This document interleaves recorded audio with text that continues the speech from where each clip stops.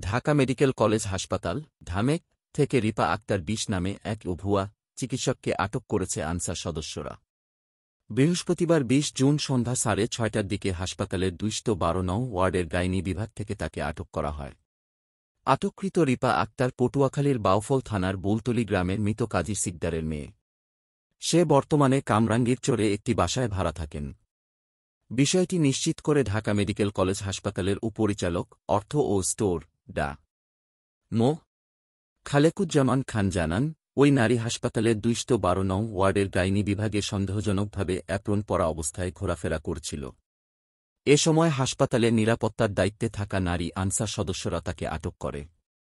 পরে তাকে হাসপাতালের পুলিশ ক্যাম্পে হস্তান্তর করা হয়।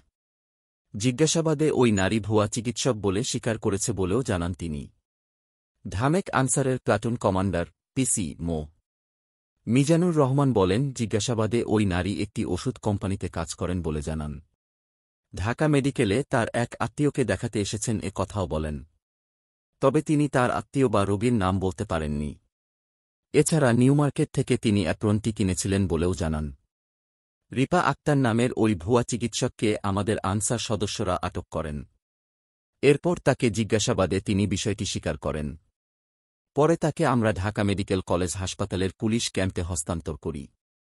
আটক ওই নারী কামরাঙ্গীরচর এলাকায় থাকেন।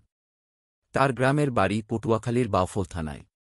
ঢাকা মেডিকেল কলেজ হাসপাতালের পুলিশ ক্যাম্পের ইনচার্জ পরিদর্শক বাচ্চু মিয়া বলেন, ওই নারীকে শাহবাগ থানা পুলিশের কাছে হস্তান্তর করা হয়েছে।